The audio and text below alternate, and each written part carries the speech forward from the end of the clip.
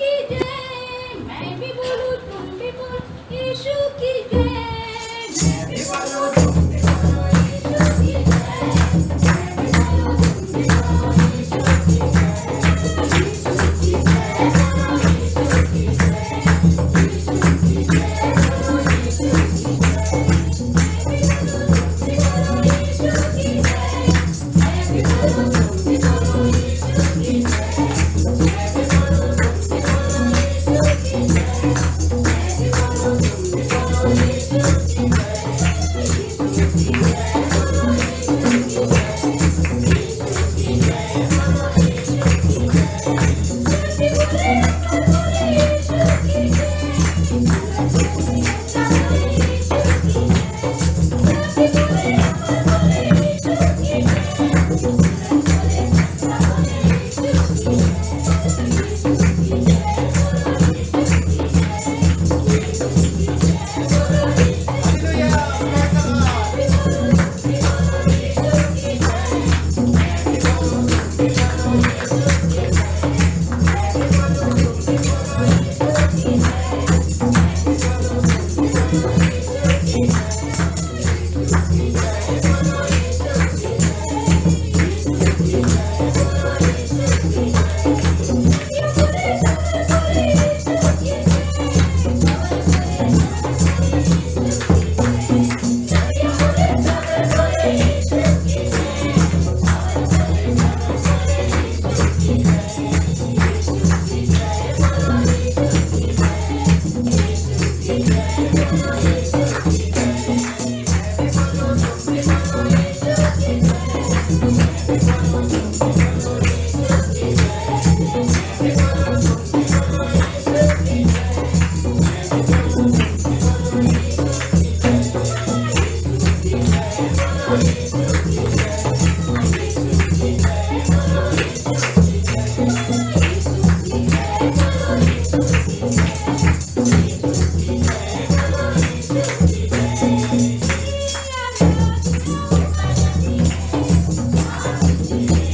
की जय। मैं भी बोलूं तुम भी बोलो यीशु की जय। यीशु की जय बोलो यीशु की जय। यीशु की जय बोलो यीशु की जय। यीशु की जय बोलो यीशु की जय। यीशु की जय बोलो यीशु की जय।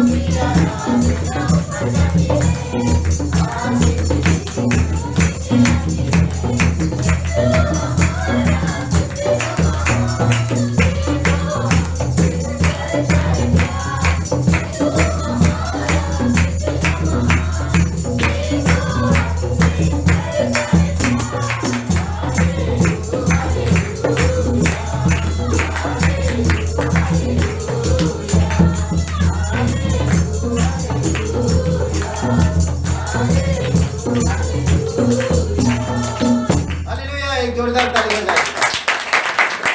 हमारे जीवित परमेश्वर, हम धन्यवाद देते हैं। तू पवित्र पवित्र पवित्र है, तू सर्वशक्तिमान है, तू सर्वज्ञानी, तू सर्व जगह पे मौजूद है। प्रभु, हम धन्यवाद देते हैं।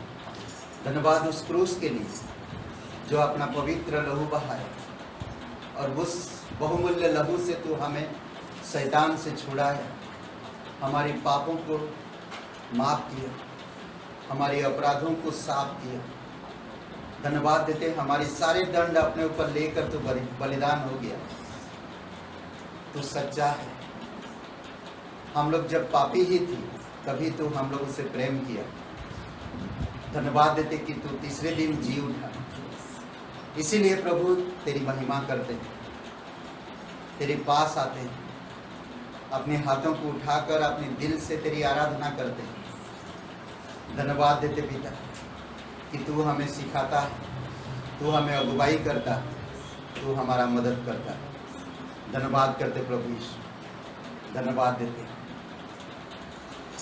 यीशु मसीह भरोसा मेरा, तू ही सहारा है मेरा। मुश्किल समय में तू ही दिलासा, साथ रहेगा तू सदा। यीशु मसीह भरोसा मेरा, तू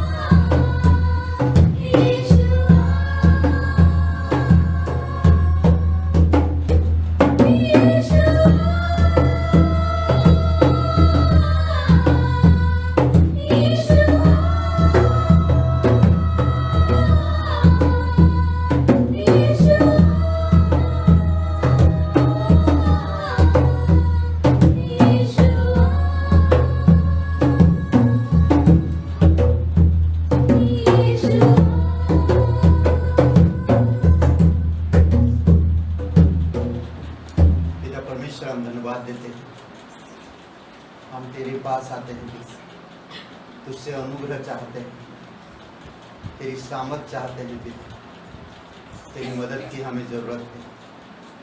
प्रभु यीशु, हम जानते हैं इस संसार में हम कई बार भटक जाते हैं, कई बार कई सारी परेशानियों का शिकार हो जाते हैं, कई बार हम समझ नहीं पाते हमारा जीवन में हो क्या रहा, पर हम धन्यवाद देते हैं कि इस जीवन को तू बनाया है और पिता तू अगुवाई भी करता है, जो तेरी अधीनता में हो लेता है, जो तेरे वचन को सुनता है, जो तेरी आज्ञाओं पर चलते हैं।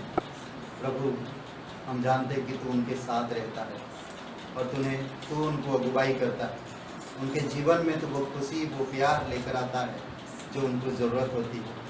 पिता, ठीक समय पर तू हमें अनुग्रह देता है जो हमारी घटी कमी में बढ़ोतरी होती है। पिता, अभिषेक करो इस सभा को, प्रत्येक हृदय आत्मा से बातें करो पिता।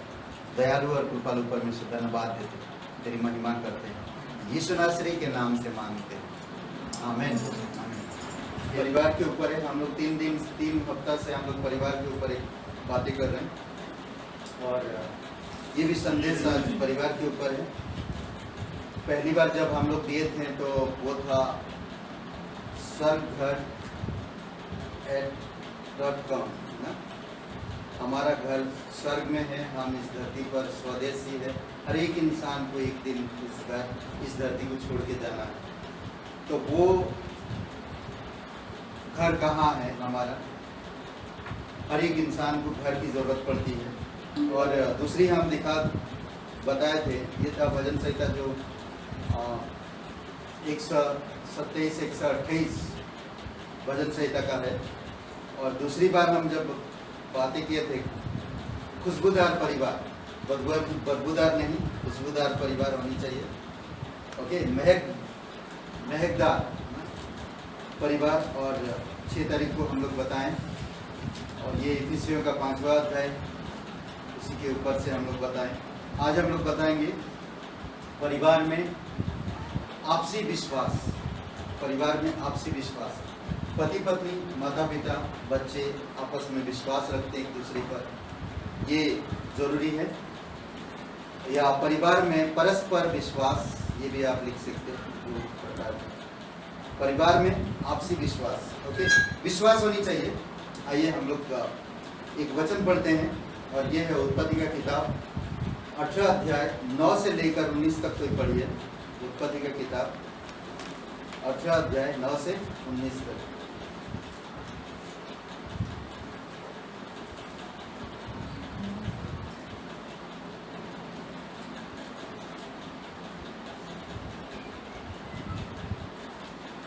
ओके, कोई पढ़िए। उत्पत्ति 18 9 से 19। उन्होंने उससे पूछा, तेरी पत्नी सारा कहाँ है? उसने कहा, वह तो तंबू में है। उसने कहा, मैं बसंत ऋतु में निश्चय तेरे पास फिर आऊँगा और तेरी पत्नी सारा के एक पुत्र उत्पन्न होगा। सारा तंबू के द्वार पर जो अब्राहम के पीछे था सुन रही थी। अब्राहम और सारा दोनों बहुत बूढ़े थे और सारा का मासिक धर्म बंद हो गया था। इसलिए सारा मन में हंसकर कहने लगी, मैं तो बूढ़ी हूँ और मेरा पति भी बूढ़ा है, तो क्या मुझे यह सुख होगा? तब यहोवा ने अब्राहम से कहा, सारा यह कहकर क्यों हंसी कि क्या मेरे जो इतनी बूढ़ी हो गई हूँ सचमुच एक पुत्र उत्पन्न होगा? क्या यहोवा के लिए कोई काम कठिन है? नियत समय में अर्थात बसंत ऋतु में मैं तेरे पास फिर आऊँगा और सारा के पुत्र उत्पन्न होगा। तब सारा डर के मारे यह कहकर बिखर गई, मैं नहीं हंसी। उसने कहा, नहीं, तू हंसी तो थी। फिर वे पुरुष वहाँ से चले और सदोम की ओर दृष्टि की और अब्राहम उन्हें विदा करने के लिए उनके संग चला। तब यहोवा ने कहा, यह जो मैं करता हूँ उसे क्या अब्राहम से छिपा रखूँ? अब्राहम से तो निश्चय एक बड़ी और सामर्थी जात उपजेगी और पृथ्वी की सारी जातियाँ उसके द्वारा आशीष पाएंगी। क्योंकि मैं जानता हूँ कि वह अपने पुत्रों और परिवार को जो उसके पीछे रह जाएंगे आज्ञा देगा कि वे यहोवा के मार्ग में अटल बने रहें और धर्म और न्याय करते रहें, ताकि जो कुछ यहोवा ने अब्राहम के विषय में कहा है उसे पूरा करें। पिता परमेश्वर प्रभु यीशु मसीह हम धन्यवाद देते हैं और एक शुभ अवसर आपने दिए। पवित्र महान और सर्वशक्तिमान परमेश्वर, धन्यवाद हम इस वचन के लिए पिता। प्रभु हम जानते हैं आज परिवार में अविश्वास के कारण, टूट के कारण, एक दूसरे पर भरोसा ना होने के कारण परिवार टूटते हैं। परिवार में दूरियां होती हैं और परिवार एक दूसरे के प्रति दुश्मन बनते हैं। प्रभु हम तेरी स्तुति महिमा कर, तू अभिषेक करो कि हम तेरी वचन को समझ सकें और उसी तरह से हम एक दूसरे पर भरोसा कर सकें। जिस तरह हम आप पर भरोसा करते हैं उसी तरह हम अपने परिवार के लोगों सदस्यों से भरोसा कर सके। धन्यवाद देते, आपकी स्तुति महिमा करते, यीशु मसीह के नाम से मांगते हैं, आमीन। ओके, हम जानते हैं कि परिवार बहुत महत्वपूर्ण है हर किसी के लिए, यही प्रॉब्लम है। ओके, तो इसीलिए बहुत जरूरी है हम समझे कि परिवार बहुत महत्वपूर्ण है, और परिवार के बिना, बोलते ना, परिवार हर एक किसी को परिवार होना जरूरी है। कोई अगर अनाथ को पूछेंगे तो वो बताएगा कि परिवार का महत्व। एक अकेली लड़की अगर दुनिया में आज जी रही है तो उससे पूछिए परिवार का महत्व। कई बार लोग परिवार में रहकर परिवार के महत्व को नहीं समझ पाते। कई बार लोग परिवार में रहकर परिवार की उन महान काम को नहीं समझ पाते जो परमेश्वर करना चाहता है। तो इसीलिए बहुत जरूरी है कि हमको परिवार के महत्व को समझना। ओके, और 3 प्रकार की हम लोग बातें देखते हैं।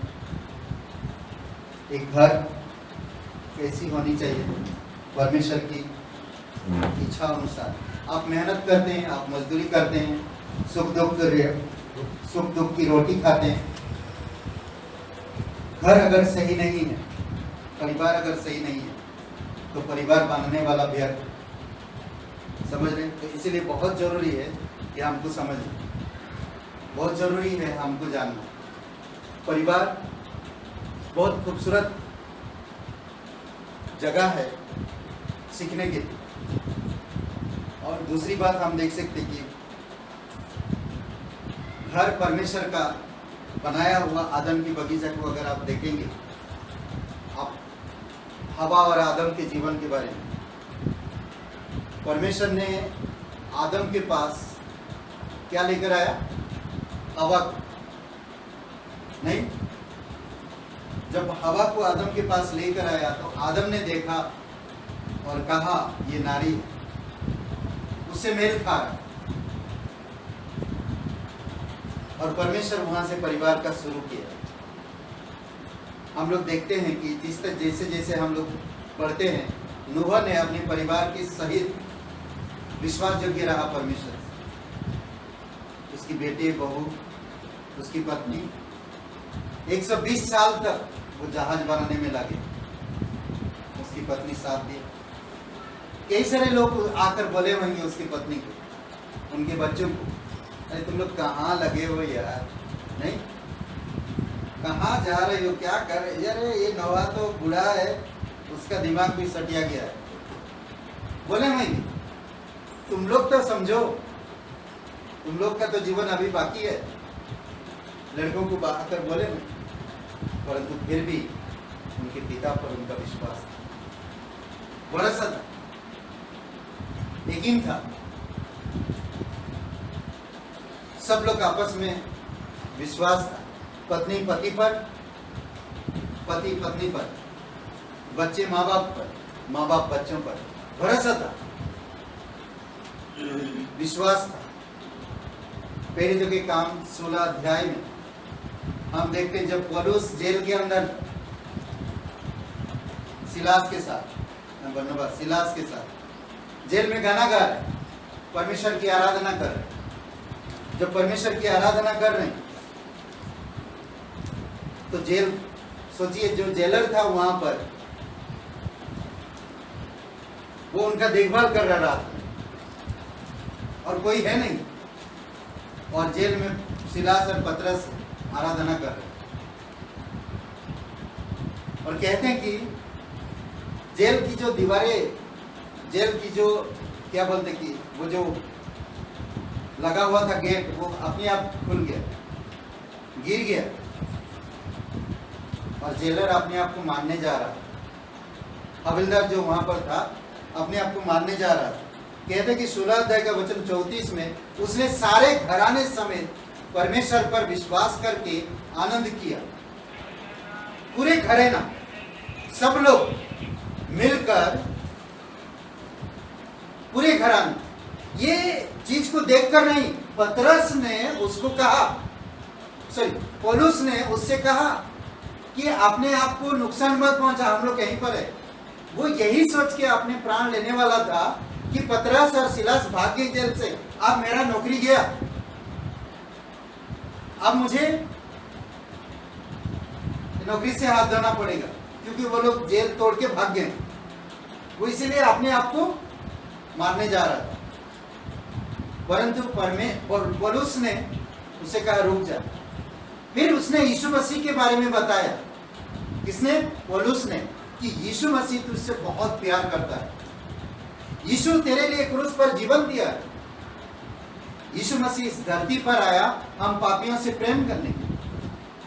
वो हम लोगों के लिए क्रूस पर जीवन दिया। जब इस धरती पर था उसने अंधों को आंखें दिया, लेंगड़ों को चलाया, परिवारों को घर बसाया, टूटे हुए परिवारों के जीवन में खुशियां लेकर आया। कई परिवार में कई लोग बीमार है, 8 साल से, 38 साल से, 18 साल से, 12 साल से बीमार है, उनके घर में तनाव है, उन घर में खुशी आनंद लेकर आया। और वही यीशु को लोगों ने क्रूस पर चढ़ा दिया। वो बता रहा पौलुस, फिर भी यीशु मरने से पहले कहा था कि लोग मुझे मारेंगे, सूली पर चढ़ाएंगे, पर मैं तीसरे दिन जी। और यीशु नासरी जी उठा। हम उसी के भक्त थे, हम उसी की आराधना कर रहे थे। अपने आप ये दीवारें टूटी, भूकंप आई और ये गेट खुल गया, गिर पड़ा, तो अपने आप को नुकसान मत पहुंचा। यीशु मसीह तुझसे प्यार करता है, यीशु पर भरोसा कर। तो उसने ये नहीं, पूरे घराने सहित, वो जो हवलदार था, जो जेल में कैदियों को देखभाल करने वाला था, वो पूरी तरह से पूरे परिवार सहित अपने पत्नी को, अपने बच्चों को, सबको यीशु पर विश्वास करते हैं। कितना अच्छा नहीं? सब परिवार यीशु पर विश्वास करते हैं और विश्वास करके यीशु के पीछे चलते हैं। कितना अच्छा सब परिवार। उसने कहा कि जब यीशु पर पूरे परिवार सहित विश्वास किया और आनंद मनाया, आनंद मनाया। कितना अच्छा है। परिवार में विश्वास की वातावरण होना जरूरी है। परिवार में विश्वास की वातावरण होना बहुत जरूरी है। आज बहुत से संसार में आप दुनिया में देखिए, परिवार में छोटी छोटी बातों के कारण टूटती है। कौन सी बात? एक दूसरे पर भरोसा नहीं, एक दूसरे पर भरोसा नहीं। इसी कारण से एक पुलिस वाला, एक सैनिक, जब वो शपथ ग्रहण करते हैं पुलिस में भर्ती होने से पहले, वो शपथ के अनुसार वो अगर काम नहीं करते हैं तो फिर वो भ्रष्टाचारी में गिना जाता है। जिस तरह पति पत्नी मैरिज करते, शादी होती है, उस समय एक शपथ ग्रहण करते हैं, चाहे सुख हो चाहे दुख, चाहे खुशी आनंद, चाहे कैसे भी परिस्थिति हो, हम एक दूसरे का भरोसा रखें। वो भरोसा होनी चाहिए हमेशा। परमेश्वर, हम परमेश्वर पे भरोसा करते हैं। यीशु मसीह आप और मैं जब अपराध थी, गुनहगार थी, क्रूस पर जीवन दिए आपको मुझे बचाने के लिए। जब हम यीशु पर विश्वास करते हैं हम उसके हो जाते हैं। जब उसके हो गए, आज हम भरोसा से चल रहे हैं, विश्वास से चलते हैं। जब हम विश्वास से चलते हैं, कई बार हम गलत काम करते हैं, फिर भी परमेश्वर हमें माफ कर देता है, पर हम लोगों को माफ नहीं कर पाते। एक कहानी यीशु मसीह ने बताया था, जानते हैं? एक कर्जदार कर्ज लेता है राजा के पास 50,000, और उस कर्जदार से दूसरा किसी को देता वो 5,000। राजा उसको माफ कर देता, परंतु वो माफ नहीं कर पाता। सोचिए, राजा उसके 50,000 माफ कर देता, वो जाके कहता चुकाने के लिए मेरे पास कुछ है नहीं, 50,000 देने के लिए कोई आय उपाय नहीं, कोई आप कुछ जानते हैं राजा। तो बोलता राजा चलो माफ करता हूं। तो मुझे राजा ने माफ किया, अब मुझे जब राजा ने माफ किया तो मैं मुझसे जो 5,000 लिया था मैं जाकर उसको भी यही कहूँ जैसा मुझे राजा ने कहा कि मैं माफ कर दूँ, क्योंकि तेरे पास चुकाने के लिए कोई साधन नहीं है और मैं तुम्हें माफ कर दूँ। परंतु उसने क्या उल्टा किया, जाके उसका गला दबोचा और उसको जेल में बांध करके रखा। जब तक एक पाई करके एक रुपया नहीं चुकाएगा तब तक मैं तुम्हें छोड़ूंगा नहीं। मेरी भाषा में कहो पकड़ के रखा उसे, छोड़ूंगा नहीं बोले। तो किसी ने जाकर राजा को बताया, आपने उसका 50,000 माफ कर दिया, परंतु वो 5,000 किसी का माफ नहीं कर पाया, उसको कैद करके रखा। तो राजा उसको बुलाया और कहा, मैं जब तेरे 50,000 मैंने माफ कर दिया, तू कैसा दिल रखता है, तू कैसा मन रखता है, तू 5,000 माफ नहीं कर सकता? आज परमेश्वर वही कहता, मैं तेरे इतनी खतरनाक, इतने गुनहगार, इतने बुरे पापों को माफ करता, तू छोटी बात, तेरे पत्नी पर शक किया, तेरे पति पर शक किया, उस बात को माफ नहीं कर सका? मैं तेरे लिए क्रूस पर चढ़ गया, मैं तुझे क्षमा कर दिया, तू तेरे बच्चों को तू माफ नहीं कर पाया? छोटी छोटी बात हमें ध्यान रखना। पति पत्नी पर अगर भरोसा टूट जाती है तो वो घर में विश्वास के वातावरण होनी चाहिए। और ये जब विश्वास के वातावरण होएगा तो आनंद नहीं, खुशियां आई। हमें एक दूसरे को माफ करना, एक दूसरे से प्रेम करना, एक दूसरे को प्रोत्साहन करना, हर चीजें होती है। खास करके विश्वासी भाई बहनों में तो ज्यादा होनी चाहिए। मैं मेरी पत्नी या मैं मेरे बच्चों को जबरदस्ती कोई चीज नहीं करा सकता। अगर मैं विश्वासी हूं और मेरी पत्नी विश्वास नहीं करती, अगर मेरी पत्नी विश्वास करती, मैं विश्वास नहीं करता, तो मैं किसी को जबरदस्ती नहीं कर सकता। परंतु मुझे परमेश्वर की सद्गुणों में बढ़ना, भलाई में बढ़ना, प्यार में बढ़ना। जब मैं परमेश्वर की सद्गुणों में बढ़ूंगा, मेरे चरित्र में मैं बढ़ूंगा, तो मेरे पति या मेरी पत्नी देखेगा उसमें परमेश्वर मेरे जीवन को माफ कर सकता, परमेश्वर उससे प्यार कर सकता, तो मैं कौन होता हूं उससे नफरत करने के लिए?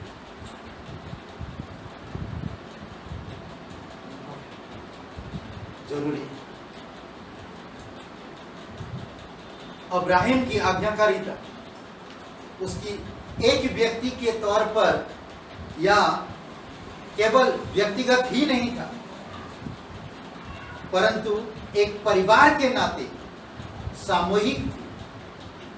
एक व्यक्ति का विश्वास नहीं था, पूरे परिवार की सामूहिक विश्वास था यह आज्ञाकारिता। क्या लगता है जब परमेश्वर की बुलाहट अब्राहम तक पहुंचा, अब्राहम को कहा तुझे ऊर छोड़ना है, तो पत्नी घर सजाई अपने हाथों से, सारा ने घर सजाई, ऊर में बसे हैं वो, जानकारी है, सब चीजें उपलब्ध है, सब चीजें। सारा अब्राहम के पीछे कैसे निकल गई? ये परिवार का विश्वास। अगर अब्राहम ऊर छोड़ के जाना है उसको, तो मैं भी उसके साथ जाऊंगा। सेरा यही बात है। परमेश्वर की बुलाहट सेरा को नहीं था, अब्राहिम को था। अब्राहिम और सेरा में विश्वास था, भरोसा था। एक बसे बसाई पारिवारिक जीवन को छोड़ना एक पुरुष से अधिक एक स्त्री के लिए ज्यादा कठिन होता है। एक बसा बसाई परिवार नहीं, पुरुष तो चल जाए, पर एक स्त्री को छोड़ के जाना बहुत मुश्किल।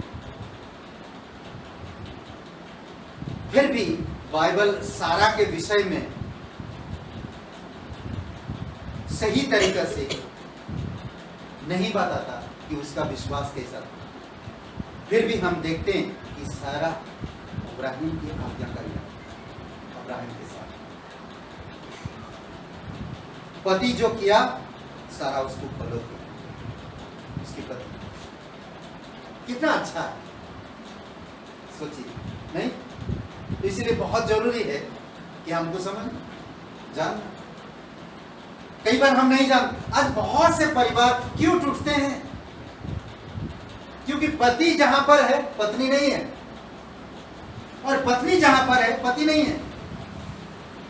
मुझे ये नहीं जरूरी मैं ऑफिस में पत्नी को लेकर जाऊं, नहीं। कुछ कुछ जगहों पर, कुछ कुछ एरियाओं पर मैं पत्नी के बिना नहीं जा सकता, मुझे पत्नी साथ होनी चाहिए। कुछ कुछ एरियाओं में मेरे बच्चे परिवार सहित होना है, हर जगह नहीं।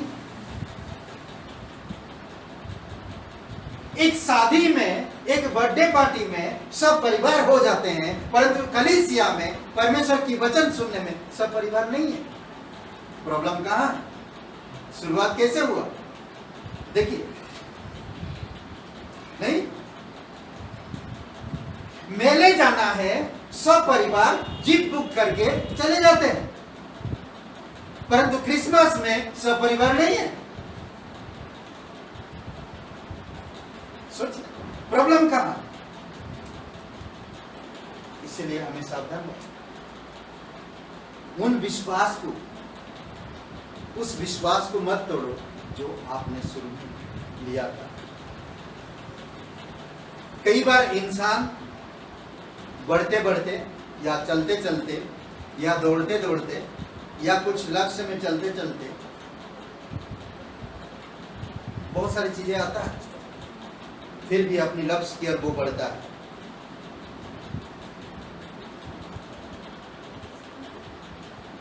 ओके, कुछ बातें हम देखते हैं। परमेश्वर की बुलाहट के विषय में बताया। अब्राहिम ने उसे परमेश्वर की बुलाहट के विषय में बताया। मुझे लगता है बताया होगा, नहीं कि अब मुझे परमेश्वर का बुलाहट आया, सारा तो क्या करेगी, मुझे जाना है, वो देश छोड़ना है, ये गांव छोड़ना है, ये शहर छोड़ना है, ये कुटुंब छोड़ना है, अब क्या करें? अब्राहिम ने कहा भाई ना, उसने अब्राहिम की बुलाहट को अपनी खुद की बुलाहट के समान अपनाया। अब्राहिम की बुलाहट को सारा ने खुद की बुलाहट जैसा अपनाया। अब्राहिम को बुलाया परमेश्वर, तो मेरा बुलाहट, उसकी पत्नी ने कहा। आज अगर मिशन के क्षेत्र में या मिशन के क्षेत्र में, समझ रहे हैं, और कोई 1000 लोग प्रवेश कर पाएंगे यदि पति पत्नी इसी तरह सेरा की तरह सोच विचार करो। कई बार पति कहते जाओ, तुम जाओ, मैं नहीं आता। कई बार पति कहता तुम जाओ, मैं नहीं आता। कई बार पत्नी कहता तुम जाओ, मैं नहीं आता। परंतु सेरा ने ऐसा नहीं किया। परमेश्वर पति को बुलाता है, पत्नी को चाहिए कि वह अपने पति के पीछे चले। परमेश्वर पति को बुलाता है, पत्नी को चाहिए कि पति के पीछे चले। तुम जहां, मैं वहां। तुम्हारी दुख मेरी दुख, तुम्हारी तकलीफ मेरी तकलीफ, तुम्हारी घाव मेरी घाव, तुम्हारी मिशन मेरा मिशन, तुम्हारी आज्ञाकारिता मेरी आज्ञाकारिता। पत्नी, कितनी अच्छी बात है। वो विश्वास, एक दूसरी पर भरोसा, एक दूसरी पर प्रोत्साहन। मुझे यह बात पसंद होता, जो बहुत अच्छा लगता, विश्वास द्वारा सारा ने फॉलो किया। विश्वास के द्वारा पति को फॉलो किया। मैंने पहले भी बताया था, आई थिंक मत्ती का 12 का, पिछले सप्ताह हम लोग बताया था, मत्ती का 12 अध्याय वचन 19 में या तो 15 में, पता नहीं, कहता है कि जिस घर में फूट है या जिस नगर में फूट है या जिस राज्य में फूट है वो बना नहीं है। जिस घर में फूट है वो घर बना नहीं है। फूट नहीं होनी चाहिए। कई बार मिशनरी काम नहीं कर पाते पत्नी के कारण। कई मिशनरी, कई सारे नौजवान माँ बाप के कारण बाहर नहीं जा पाते। परमेश्वर की बुलाहट है, नहीं जा पाते। एक बार अगर भरोसा टूटा तो दूसरी बार नहीं टूटेगा, तीसरी बार नहीं टूटेगा, चौथी बार नहीं टूटेगा। कई बार हमें समझने की जरूरत। परमेश्वर में हमारा विश्वास हम बार बार तोड़ते हैं, फिर भी परमेश्वर हमें भरोसा रखता है। कितनी अच्छी बात है। परिवार में भी ऐसी होनी चाहिए। कई बार हम लोग नहीं समझ पाते कुछ बातें। कई बार हम अपनी ताकत से परिवार को सही करने के लिए कोशिश करते और टूटता। कई बार हम अपनी बुद्धि से, अपनी समझ से परिवार को ठीक करने के लिए कोशिश करते कि परिवार में शांति नहीं होती। परमेश्वर की इच्छा, परमेश्वर की अनुग्रह, परमेश्वर की प्रेम, परमेश्वर की बुद्धि, परमेश्वर की समझ की हमें जरूरत है परिवार में। जब मैं परिवार में शांति चाहता पर मेरी पत्नी पर भरोसा नहीं कर सकता, मैं परिवार में शांति चाहता पति पर भरोसा नहीं कर सकता, मैं परिवार में खुशी चाहता बच्चों पर भरोसा नहीं कर सकता, तो फिर वो परिवार में कभी खुशी या शांति या आनंद कभी आ ही नहीं सकता। क्योंकि परिवार में भरोसा का वातावरण होना जरूरी है, एक दूसरे पर विश्वास होना जरूरी है। समझ रहे? केवल ऊर छोड़ने के लिए सारा तैयार नहीं थी। अगर आप 22 अध्याय को पढ़ते हैं तो क्या लगता है, जब परमेश्वर ने अब्राहिम से कहा तेरे बेटे को मेरे लिए बलि कर, तो क्या सारा अनजान थी? क्या लगता है? मुझे नहीं लगता कि सारा अनजान थी।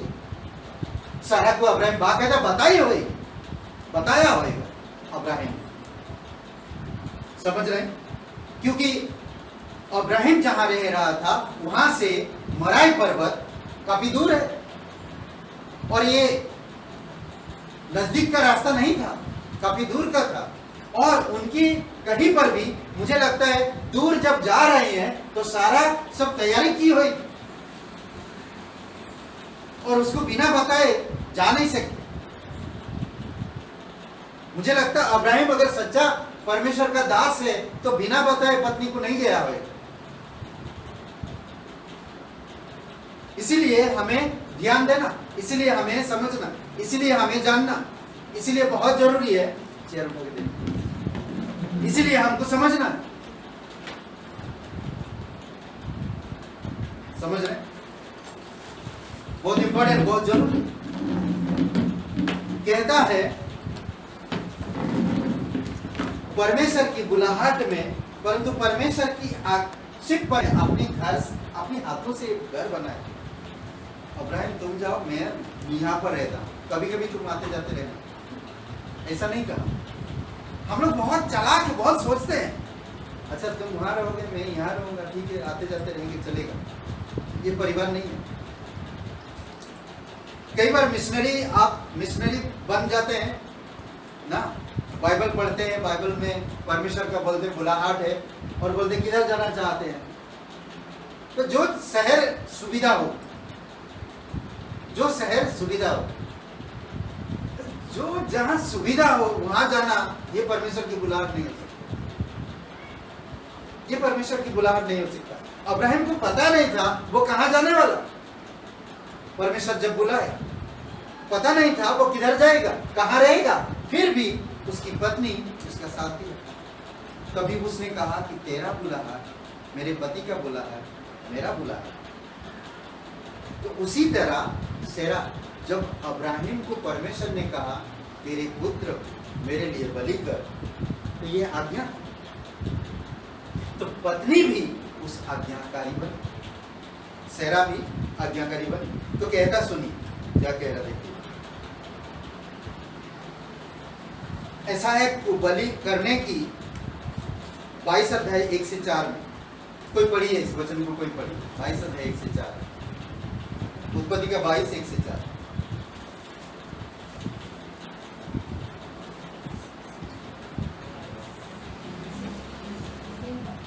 इन बातों के पश्चात ऐसा हुआ कि परमेश्वर ने अब्राहम से यह कहकर उसकी परीक्षा की। हे अब्राहम, उसने कहा, देख मैं यहाँ हूँ। उसने कहा, अपने पुत्र को अर्थात अपने इकलौते पुत्र इसहाक को, जिससे तू प्रेम रखता है, संग लेकर मोरिया देश में चला जा और वहाँ उसको एक पहाड़ के ऊपर, जो मैं तुझे बताऊंगा, होमबलि करके चढ़ा। अतः अब्राहम सवेरे तड़के उठा और अपने गदहे पर पाटी कसकर अपने 2 सेवक और अपने पुत्र इसहाक को संग लिया और होमबलि के लिए लकड़ी चीर ली। तब निकलकर उस स्थान की ओर चला जिसकी चर्चा परमेश्वर ने उससे की थी। तीसरे दिन अब्राहम ने आंखें उठाकर उस स्थान को दूर से देखा। ओके, तो ये बेटा, पत्नी, पति, आपस में प्रेम है, आपस में एकता है, आपस में विश्वास है, आपस में आज्ञाकारिता है। परमेश्वर सिर्फ अब्राहम को आज्ञा दिया।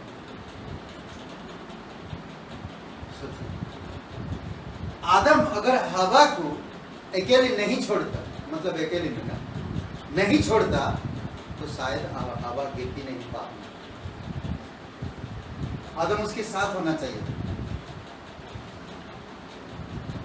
एक मौका हम खो दिया तो समझ लीजिए परिवार में फूट लाया। कई बार हम मौका खो देते हैं। परमेश्वर बार बार हमें मौका देता है, हम कई बार उन मौकों को खो देते हैं। मौकों का मतलब जानते हैं? मौकों का मतलब क्या है? तोड़े। कई बार परमेश्वर हमें तोड़े देता है। बाइबल में तोड़े शब्द सुने? अधिक मत्ती का 25 अध्याय। ये तोड़े का मतलब है मौके। कई बार हम मौके खो देते हैं, तो इसीलिए बहुत जरूरी है कि हमको मौके नहीं खोना।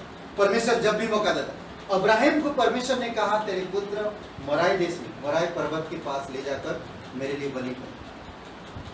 अब्राहम तड़के उठता, पत्नी को उठाता, गर्म पानी कर, चाय पिला, हमको दूर जाना है। बेटे कैसा, जब बांध के रखा, बेटे कैसा सोच सकता है जब उसको बताया ना हो? भले बाइबल में लिखा नहीं कहीं पर, उसके बेटे को नहीं बताया, उसकी पत्नी को नहीं बताया। मुझे तो लगता है ये पूरा परिवार का एकजुट एकता है, दिखता है। कैसे सो जाएगा बलि की वेदी पर? अरे पिताजी क्यों बांध रही हो? आज अगर लड़का में बोलेगा, पिताजी अगर बोलेगा, अरे बेटा कितना अच्छा, अरे पिताजी हटो ना, बाल खराब हो रहा है, नहीं बोलते?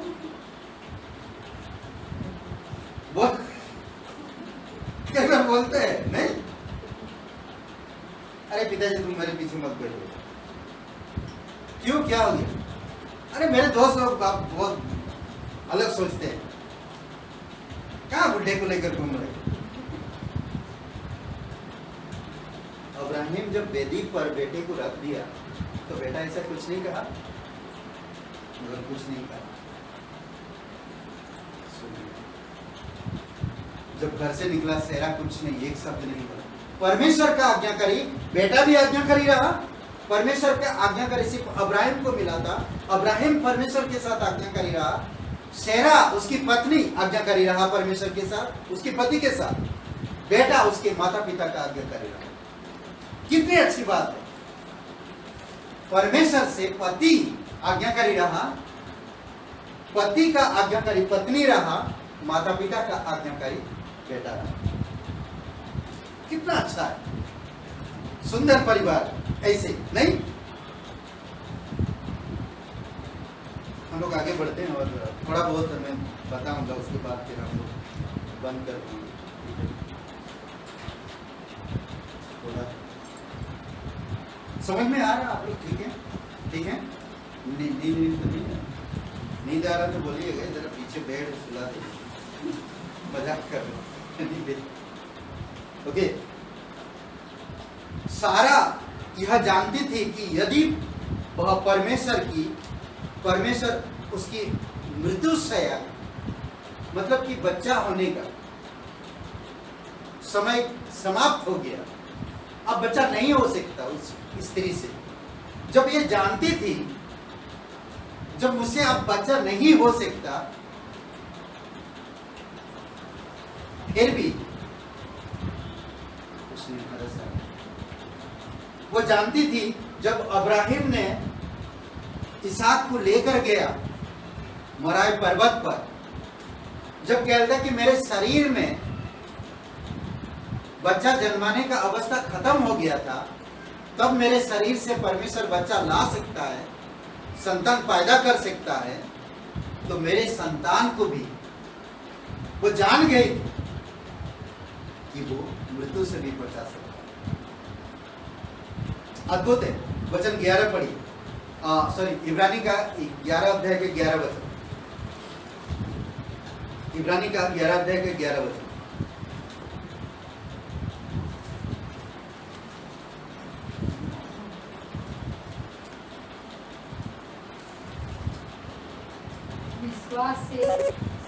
विश्वास से सारा ने आप बुरी होने पर भी गर्भ धारण करने की सामर्थ पाई, क्योंकि उसने प्रतिज्ञा करने वाले को सच्चा जाना। जो प्रतिज्ञा कर रहा, जो कह रहा मेरे बेटे को बलिदान कर, उसका पति जब बताया होगा तो उसने कुछ नहीं बोला, क्योंकि उसको मालूम है जब मेरे बच्चा जन्माने का समय समाप्त हो चुका है, उस समय परमेश्वर अगर मेरे जीवन में संतान ला सकता है तो परमेश्वर उसको मृत्यु से भी बचा सकता है। वो जानती थी, वो अच्छी तरह से समझ गई। ऐसे कोई जवान है, नौजवान लड़का लड़कियां हैं जो अपने माता पिता के विरुद्ध के कारण परमेश्वर के काम नहीं आ सकते। बहुत सारे ऐसे बच्चे हैं जो माता पिता के विरोध के कारण कलीसिया नहीं आते।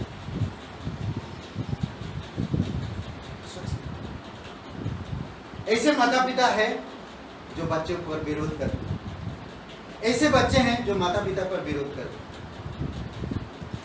ऐसे पति है जो पत्नी का विरोध करता है, ऐसे पत्नी है जो पति का विरोध करता है। कैसे वो घर में वातावरण होगा? यीशु मसीह ने ऐसे हालत में, ऐसे परिस्थिति का गंभीर रूप में, क्या बोलते कि गंभीर रूप से बताया। अगर ऐसे परिस्थिति कोई आ रहा तो कहता कि चक्की का जो पार्ट, चक्की का जो पत्थर हो, गले में उसके बांधो और समुद्र में डाल दो उन्हें जाकर। ऐसे माँ बाप, ऐसे बच्चों, अगर परमेश्वर के लिए कोई अगर ठोकर का कारण बनता है तो उनको कहता है कि गले में पार्ट, वो आटे चक्की का पार्ट जो होता पत्थर, उसको बांधो उसके गले में, समुद्र में डाल दो। पढ़िए वचन 17 अध्याय लूका का और वचन 2।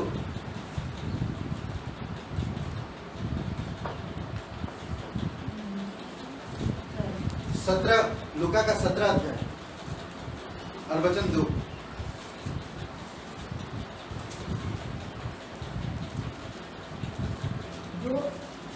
जो इन छोटों में से किसी एक को ठोकर खिलाता है, उसके लिए यह भला होता कि चक्की का पाट उसके गले में लटकाया जाता है और वह समुद्र में डाल दिया जाता है। ठोकर खिला रहे किसको? परमेश्वर के राज्य के लिए। परमेश्वर का बुलाहट है उनकी लड़कों को, उनकी बच्चों को। परमेश्वर का बुलाहट है उस आदमी को। पर पत्नी कहता मत जाओ, हम लोग यहीं पर ठीक, इधर घर है, इधर रिश्तेदार सब है। तो फिर विश्वास क्यों किया? जब परमेश्वर आपके जीवन से कुछ करना चाहता तो परमेश्वर की योजना को पूरा करने के बजाय अपने लालसाओं में डूबे, विरोध कर रहे। माता पिता विरोध कर रहे हैं, क्या तुम बाइबल कॉलेज में जाकर क्या कर लोगे? परमेश्वर के पीछे चल के क्या कर लोगे?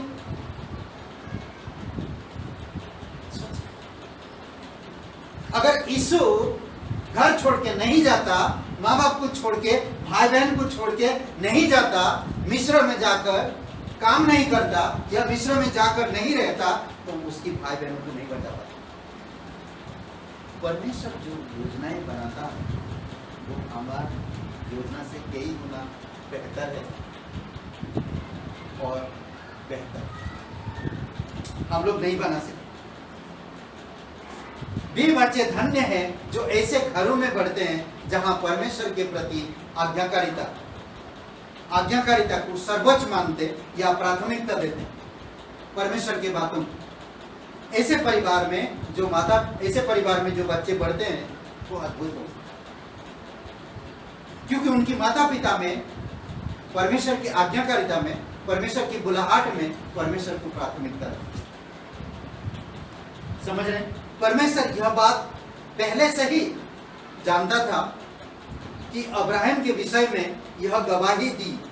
अब्राहम के विषय में परमेश्वर अच्छी तरह से जानता था और उसको गवाही भी दिया। अब्राहम का इब्रानी का किताब 11 अध्याय वचन 9 पढ़िए। इब्रानी का किताब 11 अध्याय वचन 9 और उत्पत्ति का 18 अध्याय 17 और 18 वचन।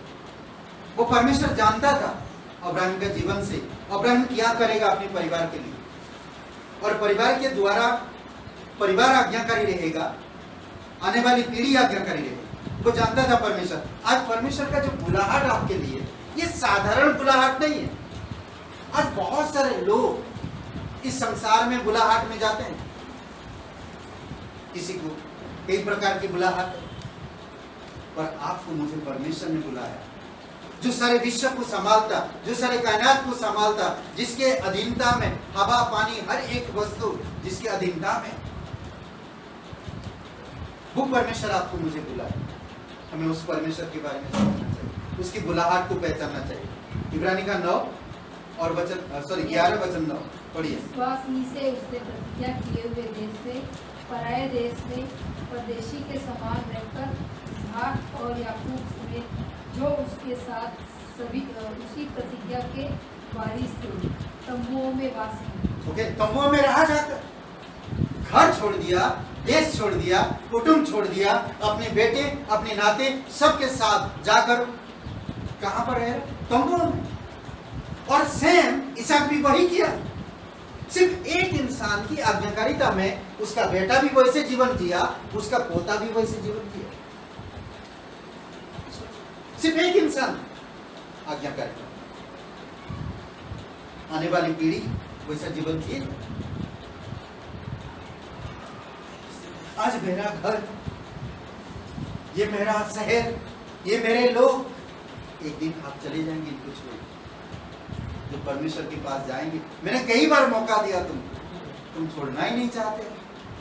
कई बार मौका दिया, तुम अपनी लालसाओं से गिरते ही नहीं। तो इसीलिए बहुत जरूरी है कि आपको मुझे समझना, क्योंकि अब्राहम परमेश्वर की आज्ञा मान रहा था, इसीलिए इसहाक ने भी अपने पिता का आज्ञा माना। इसहाक आज्ञा मान रहा था, इसीलिए याकूब भी। कितनी अच्छी बात है। उत्पत्ति का 22:6 से 9।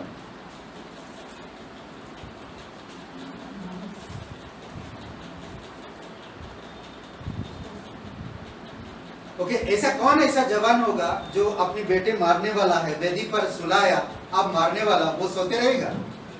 क्या लगता है? वो सोया रहेगा? उसका जीवन जीने का कोई हक नहीं। पिताजी मार रहा है, अब मुझे सोचिए कुछ चीजें। कई बार इन सब चीजों को हम ध्यान नहीं देते। परमेश्वर की बातों जरूरी है हमें ध्यान देना। ओके, हम अपने बालकों को आज्ञाकारिता में बढ़ाने में हमारी पूर्वज गोत्र पिता अब्राहम, माता सारा का उदाहरण उत्साहपूर्वक अनुकरण करना चाहिए। हमें उनकी उदाहरण जो है, हमें अनुकरण करना चाहिए। इस संसार में जहां लोग आज्ञाकारिता के बजाय ज्ञान प्राप्त करने की इच्छा रखते हैं, हमें ज्ञान के बजाय आज्ञाकारिता की जरूरत है। आज बहुत सारे लोग ज्ञान प्राप्त करना चाहते हैं, पर आज्ञाकारिता नहीं। ज्ञान क्या करता है? घमंड बढ़ाता है, और घमंडी कभी आज्ञा नहीं मानने वाला। इसीलिए आज बहुत सारे नौजवान माता पिता का आज्ञा नहीं मानते और समझते भी नहीं माता पिता की आदर नहीं। इसीलिए केयरफुल लो, सावधान लो। 4-5 बातें ध्यान दीजिए। एक व्यक्ति पर भरोसा करे बगैर उसके प्रति आज्ञाकारिता होना संभव नहीं है। ओके, पहली बात, एक व्यक्ति पर भरोसा करे बगैर उसके प्रति आज्ञाकारी होना संभव नहीं। एक व्यक्ति पर आपका भरोसा होगा तभी आप उसकी आज्ञा मान पाएंगे। अगर भरोसा नहीं तो आज्ञा नहीं मान पाएंगे। मुझे परमेश्वर पे भरोसा है तो मुझे उसकी आज्ञा मान। कई सारे लोग भरोसा करते हैं, हाँ पास्टर जी मुझे बहुत भरोसा है, मुझे बहुत विश्वास है, कलीसिया से आते हैं नहीं आते, बाइबल स्कूल में हो नहीं आता, प्रचार में जाते हो नहीं जाता, प्रार्थना करते हो नहीं करता। काहे का भरोसा, कैसा भरोसा? पत्नी कहता है, पति कहता मैं तुमसे बहुत प्यार करता हूं, मैं तुझ पर भरोसा है। पति कहता ठीक है बच्चों का बेड लगा दो। अरे यार ये काम मुझसे मत बोलो। काहे का भरोसा? कर दिया तो क्या चला था? पत्नी ने बोला और कोई नियम नहीं बोला, घर की ही काम है।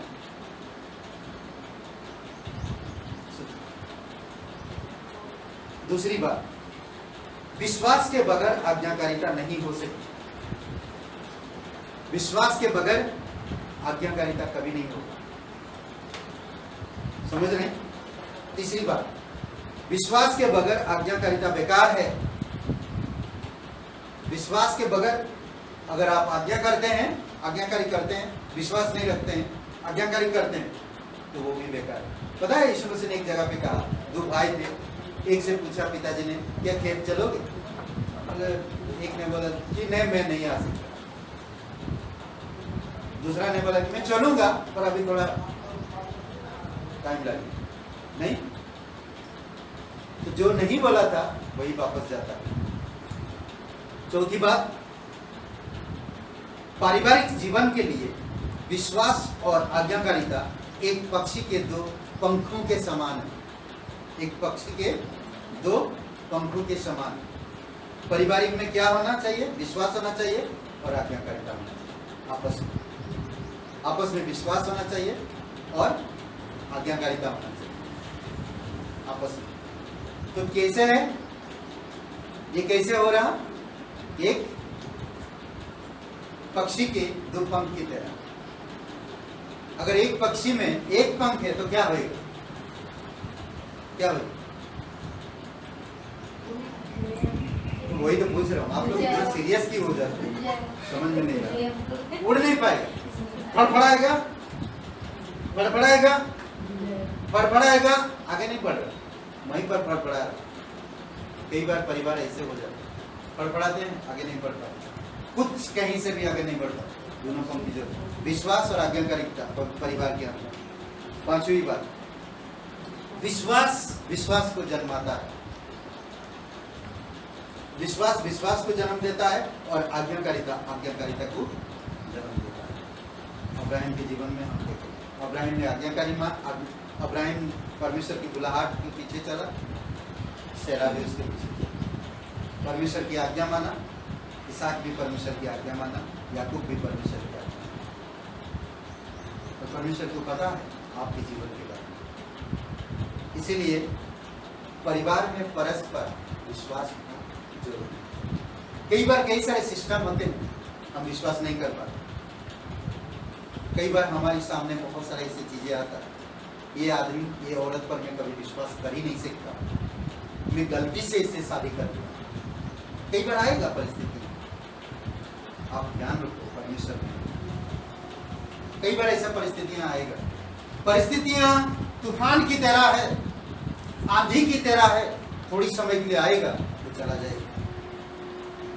पर उसी को लेकर जिंदगी भर एक दूसरे पर उंगली उठाना, दोष लगाना, ये बेवकूफी है परमेश्वर की लोगों की। इसीलिए परिवार टूटती है, परिवार में अहंकार बढ़ता है, परिवार में ढीठपन आती है, परिवार में रूढ़िवादी पैदा होते हैं। रूढ़ी क्या बोलते कि परिवार में एक दूसरे पर भरोसा टूट जाता है।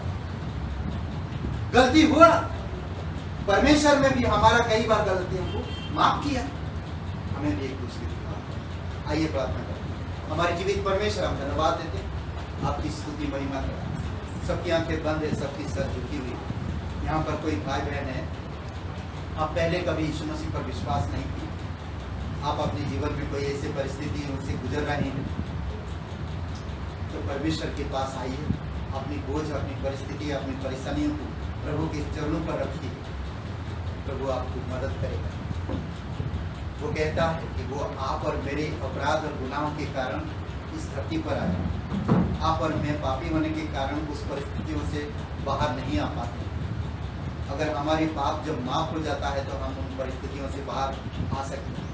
कई बार हम नहीं जानते कि हम कैसे हमारे पापों से प्रायश्चित कर पाए, परंतु परमेश्वर कहता है, परमेश्वर ने स्वर्ग और पृथ्वी बनाया, आपको मुझे बनाया, परंतु हम पापी इंसान हैं, हम परमेश्वर के पास नहीं आ सकते। परमेश्वर आप और मेरे पास आया और हमारे पापों को अपने ऊपर लेकर क्रूस पर जीवन दिया, कब्र में गया, तीसरे दिन मरे से जी उठा। हमारी पाप का जो दंड था वो अपने ऊपर लेकर दंडित हुआ। आज जो कोई भी इंसान यीशु नासरी के नाम पर विश्वास करता है, मन फिराता है, तो वो उद्धार पाता है, उसकी पाप क्षमा हो जाते हैं, परमेश्वर उसे शांति देता है, परमेश्वर उसे प्रेम करता है और परमेश्वर उसे खुशी से भर देता है।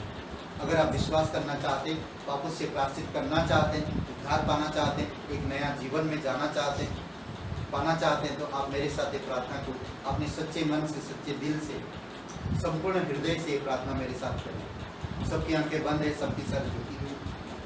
अगर आप विश्वास करना चाहते हैं, मेरे साथ ये प्रार्थना करें। कहिए, हे यीशु, मैं जानता हूँ मैं एक पापी इंसान हूँ, खुद को नहीं बचा सकता। मैं धन्यवाद देता मेरे गुनाहों के कारण प्रभु यीशु आपने क्रूस पर बलिदान हो गया, मेरा दंड अपने ऊपर लिया, मुझे माफ कर दीजिए, मेरे हृदय में आए, मुझे नया जीवन दीजिए। मैं धन्यवाद करता हूँ तू मुझसे प्यार किया और मेरे लिए अपना जान दिया। हे यीशु, मुझे माफ कर, तू ही पवित्र परमेश्वर का एकलौता पुत्र यीशु नासरी मेरा मुक्तिदाता, मेरा उद्धार, यीशु के नाम से आमीन। आइए आप खड़े हो। यीशु के चरणों में आइए।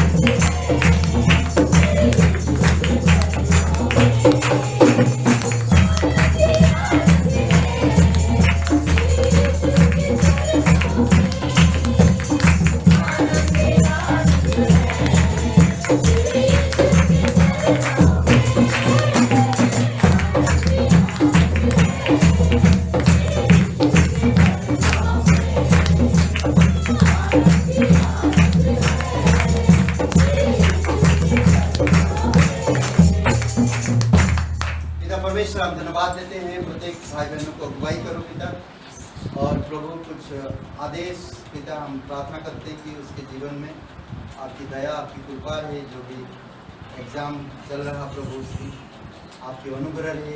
कुछ लोगों को पिता नौकरी की तलाश है, कुछ लोगों को प्रभु आपकी अनुग्रह की और परिपक्वता की ज़रूरत है पिता।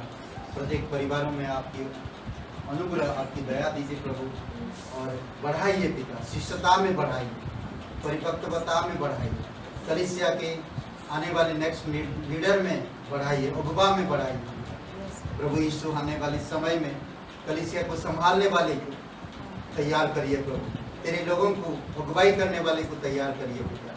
धन्यवाद देते तेरी स्तुति महिमा करो जीवित और पराक्रमी परमेश्वर।